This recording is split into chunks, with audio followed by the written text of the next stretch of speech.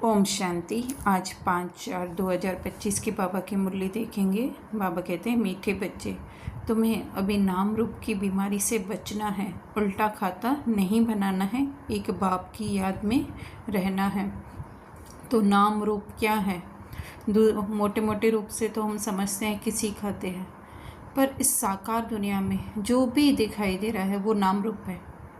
चाहे वो शब्द हैं, चाहे वो कोई आकार है, जो चीज़ वस्तुएं हैं वो तो बहुत मोटी मोटी, पर इस बुद्धि से जो है हर एक चीज़ हमें मिटा देनी है। चाहे हम डिस्टेंस समझते हैं, जिसको समय समझते हैं, सब कुछ जो है उससे जो है बुद्धि को पार लेकर जाना, वही नाम रूप की बीमारी से बचना है। उल्टा खाता अर्थात देह अभिमान का खाता जो है हमें नहीं बनाना है, और एक बाप की याद अर्थात स्वयं की उस बाप समान स्थिति को हमें बार बार याद करना है। फिर प्रश्न है, भाग्यवान बच्चे किस पुरुषार्थ से अपना भाग्य बना देते हैं?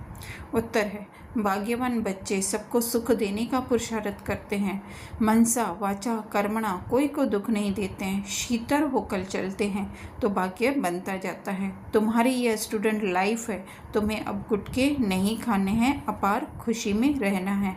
तो यहाँ पे एक तो बाबा कह रहे हैं भाग्यवान है, और दूसरा भाग्य बनाना भी है। अर्थात भाग्यवान है तभी हमें जो है ये ज्ञान मिला है, और इस ज्ञान को जितना जितना हम बढ़ाते जाते हैं तो हमारा भाग्य बनता जाता है। तो सबको सुख देने का पुरुषार्थ अर्थात कि जितना हम ज्ञान के आधार से स्वयं को आत्मा समझ के चलते हैं, पुरुष अर्थ में टिकते हैं, तो उतना ही सुख देते हैं। मनसा वाचा कर्मणा मतलब कि कहीं पे भी जो है हमें किसी के रोल का ख्याल नहीं है, वही दुख नहीं देना है। शीतल होकर चलना है अर्थात ज्ञान के आधार से हमें चलना है, तो हमारा भाग्य बनता जाएगा, हमारा अर्थात हमारी आत्मिक स्थिति बनती जाएगी। फिर बाबा कहते हैं गुटके नहीं खाने हैं। स्टूडेंट लाइफ है वो तो हम समझते हैं। गुटके अर्थात कि बुद्धि को कहीं पर भी हमें भटकाना नहीं है, तो खुशी में हम रहते रहेंगे। फिर गीत है, तुम ही हो माता पिता तुम ही हो।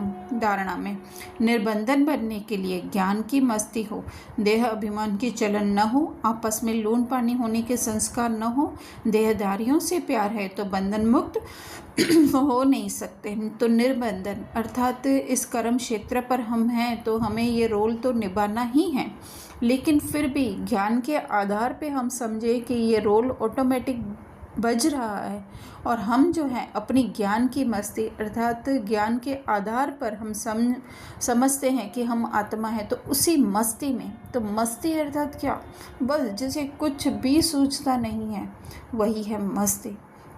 फिर लून पानी आपस में अर्थात किसी के भी रोल को देख कर के, स्वभाव संस्कार को देख कर अपने मन में क्यों काया का प्रश्न नहीं उठाना, तो वही है लून पानी नहीं होना। दूसरा बाबा कह रहे हैं कर्म योगी बनकर रहना है, याद में बैठना ज़रूर है, आत्म अभिमानी बन बहुत मीठा और शीतल बनने का पुरुषार्थ करना है, सर्विस में हड्डियाँ देनी है। तो कर्म योगी जैसे पहले भी बताया हुआ है कि ये बना बनाया ड्रामा है, इसमें जो हमारे कर्म फिक्स है वो तो रोबोट की तरह ऑटोमेटिक होते ही रहते हैं। सिर्फ हमारा बुद्धि का अटेंशन जो है वो अपने सत्य स्वरूप, मूल स्वरूप, परमात्म स्वरूप में हो, तो वही है कर्म योगी बनना। बहुत मीठा और शीतल अर्थात अपनी आत्मिक स्थिति में हमारा पूरा अटेंशन हो और उसी आधार से हमारे कर्म हो।